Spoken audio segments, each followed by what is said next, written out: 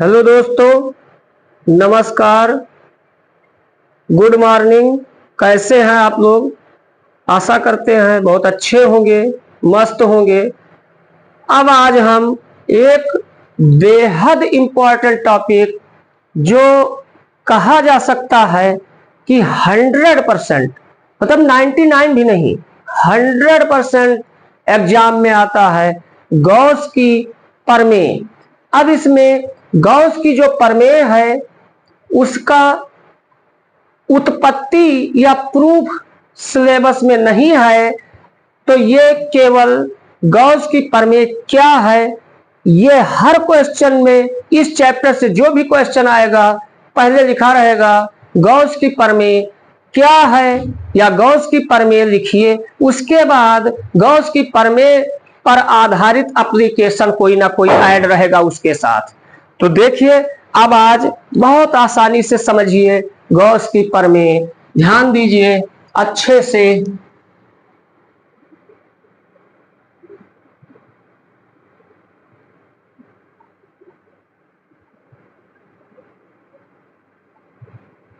या इसे नियम, गॉस प्रमेय या नियम भी कहते हैं।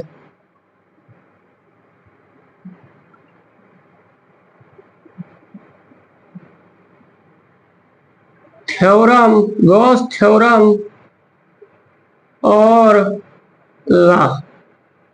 तो इसको समझिए, बस बहुत आसानी से समझने की कोशिश कीजिए। इससे जस्ट पहले हमने वैद्युत फ्लक्स पढ़ाया है, जो कि ये वैद्युत फ्लक्स भी बहुत इंपॉर्टेंट है, उसके बारे में विधिवत बता चुके हैं। जो लोग उस वीडियो को नहीं देखे हैं तो पीछे जाकर पहले उस वीडियो को देख लें, उसके बाद इसको समझेंगे तो बहुत अच्छा समझ में आएगा। अब ये गॉस की प्रमेय या नियम है क्या, देखिए बच्चों आसानी से समझिए। तुम्हें केवल बस इतना याद रखना है कि देखिए, कल बताया गया था कि वैद्युत फ्लक्स को फाई ई से प्रदर्शित करते हैं, तो तुम्हें इतना याद रखना है कि फाई ई वैद्युत फ्लक्स इक्वल क्या होता है, क्यू अपान एप्सिलॉन नॉट। अब ये तुम्हें याद रखना है। बस इसी को देखकर आराम से अपने भाषा को बना सकते हैं, परिभाषा को लिख सकते हैं। तो देखिए, यहां पर अगर समझा जाए और ध्यान से समझा जाए तो क्या कह सकते हैं, जैसे कहीं लिखा हो, छोटे क्लासों में पढ़े होंगे कि मतलब पिता की उम्र पुत्र के उम्र की 2 गुनी है, 3 गुनी है, इस टाइप का देखे होंगे। जैसे बच्चे कहीं लिखा हो ऐसे, पिता इक्वल 2 इंटू पुत्र, तो इसे क्या कहेंगे, यही कहेंगे पिता की उम्र पुत्र के उम्र की 2 गुनी है। कहेंगे कि नहीं कहेंगे? पहले छोटे क्लास में पढ़ चुके हैं। अगर इसी को, ऐसे हंसने वाली बात है इसमें, ये रियल में नहीं, अगर इसमें आगे हम 1/2 लगा दें, जब 2 था तो 2 गुनी कहा गया था, अब 1/2 लगा दिया गया, तो अब क्या कह सकते हैं, सेम उसी प्रकार पिता की उम्र पुत्र के उम्र की 1/2 गुनी है, या 1/2 गुनी है। कहेंगे कि नहीं कहेंगे बच्चे? पिता की उम्र पुत्र के उम्र की 1/2 गुनी है। तो अब ये अगर कहेंगे, समझ गए, तो ये जो इसकी परिभाषा है, ये गॉस प्रमेय है। फाई ई इक्वल, क्या हमने कहा, phi equal Q upon epsilon naught. इसी को लिख सकते हैं phi E equal 1 epsilon naught को अलग कर दीजिए, इनटू क्या कर दीजिए, क्यू। अब तुम ही लोग बताओ, बहुत सिंपल में उसी से ऐसे कहेंगे कि ये वैद्युत फ्लक्स, बस इतना यही देखकर, वैद्युत फ्लक्स कुल आवेश का 1/एप्सिलॉन नॉट गुना है। ऐसे यहां कहे पिता की उम्र पुत्र के उम्र की 1/2 गुनी है, तो वैसे ही क्या कहेंगे, वैद्युत फ्लक्स कुल आवेश का 1/ε0 गुना है। तो ये शायद कोई दिक्कत नहीं होगी। अब हम वैद्युत फ्लक्स कहे थे, ये वैद्युत फ्लक्स क्या होता है भाई? किसी बंद पृष्ठ से गुजरने वाला, किसी बंद काल्पनिक पृष्ठ से गुजरने वाला वैद्युत फ्लक्स। तो इसका नियम हम लिखते हैं, देखिए यही बात सेम हम लिखते हैं, किसी बंद, देखेंगे यहां पर लिखते हैं किसी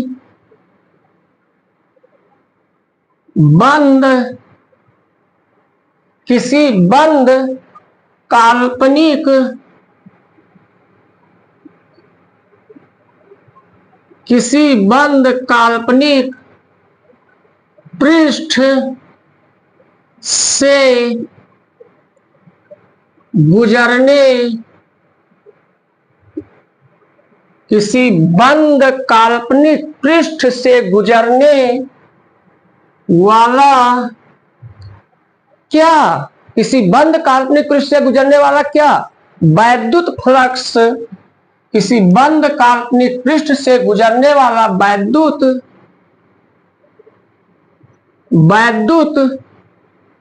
फ्लक्स, और इसे किससे प्रदर्शित करते हैं? वैद्युत फ्लक्स को फाई ई। तो किसी बंद काल्पनिक पृष्ठ से गुजरने वाला वैद्युत फ्लक्स फाई ई उस पृष्ठ, मतलब जिस पृष्ठ की बात हो रही है उस पृष्ठ, या देखें वही बात, जो फाई ई इक्वल क्या है? 1/ε0 इंटू क्यू। तो यहीं से गुजरने वाला वैद्युत फ्लक्स उस पृष्ठ से परिबद्ध का मतलब परिमाप सुने होंगे, जो बाउंड्री से पूरी तरीके से क्या हो? बंधा हो, उस पृष्ठ से परिबद्ध, क्या परिबद्ध? उस पृष्ठ से परिबद्ध कुल आवेश, उस पृष्ठ से परिबद्ध कुल आवेश। अब तुम ही बताओ, कुल, किसी बंद पृष्ठ से गुजरने वाला वैद्युत फ्लक्स उस पृष्ठ से परिबद्ध कुल आवेश का क्या? वहां पिता की उम्र पुत्र के उम्र की 1/2 गुनी है, तो वैसे ही यहां कुल आवेश 1/ε0 गुना होता है। तो उस किसी बंद काल्पनिक पृष्ठ से गुजरने वाला वैद्युत फ्लक्स फाई ई उस पृष्ठ से परिबद्ध कुल आवेश का, कुल आवेश को किसे? कुल आवेश क्यू का क्या होता है? 1/ε0 गुना होता है। भाई अपने आप ये कह सकते हैं, भाई यही देखकर बोल दीजिए, किसी बंद काल्पनिक पृष्ठ से गुजरने वाला वैद्युत फ्लक्स उस पृष्ठ से परिबद्ध कुल आवेश का 1/ε0 गुना होता है। तो अब हम वही कहेंगे कि माना, अब नीचे लिख देंगे, माना बंद पृष्ठ का वैद्युत फ्लक्स, बंद पृष्ठ का वैद्युत फ्लक्स फाई ई है तथा वैद्युत फ्लक्स फाई ई है तथा कुल आवेश क्या हो? कुल आवेश क्यू हो। तो परिभाषा क्या हो जाएगी? कुल आवेश क्यू हो। तो देखिए वही चीज हम लिख देते हैं, तो फाई ई इक्वल क्या हो जाएगा? Q/ε0। यही गॉस की प्रमेय है। अब इसमें कुछ बात को इंक्रीज कर सकते हैं, कुछ बात और बढ़ा सकते हैं। चूंकि हम पिछले वीडियो में बता चुके हैं कि वैद्युत फ्लक्स क्या होता है? Scalar product of vector E dot vector D ए को हम क्या कहते हैं? वैद्युत फ्लक्स कहते हैं। तो इसी को अथवा क्या लिख सकते हैं? वैद्युत फ्लक्स की परिभाषा जो थी phi E equal integration vector E dot vector D A, तो इससे यहां फाई ई के स्थान पर उसे भी लिख सकते हैं। तो phi E equal integration vector E dot vector D A. एक बात बच्चों और ध्यान दीजिए, इसमें कोई टेंशन लेने की जरूरत नहीं है। ये इंटीग्रेशन में एक सर्किल बना दिया जाता है, वृत्त बना दिया जाता है।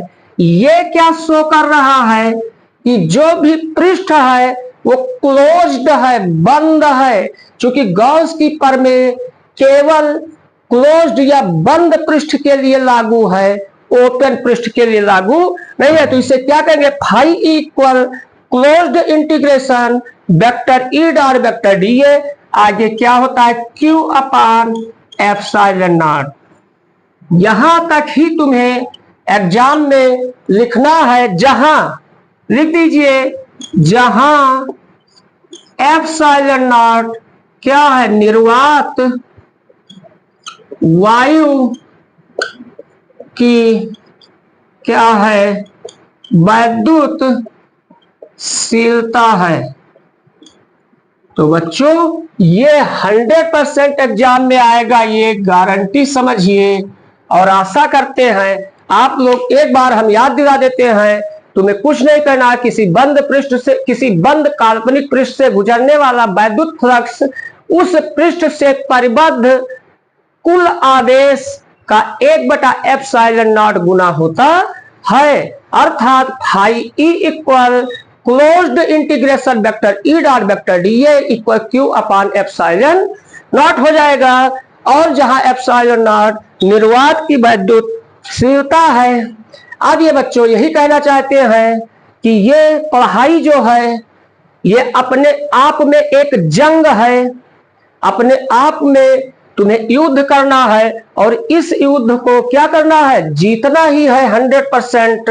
तो मेहनत करिए और इस युद्ध को जीतिए। क्योंकि कहा गया है कि यदि युद्ध अपनों से हो, यदि युद्ध अपनों से हो तो उसमें हारना आवश्यक होता है, और यदि युद्ध अपने आप से हो तो उसे जीतना आवश्यक होता है, उसे जीतना आवश्यक होता है। किसी ने और कहा है कि सफलता मिलना या न मिलना ये मुकद्दर की बात है, परंतु हम प्रयास ना करें ये तो गलत बात है।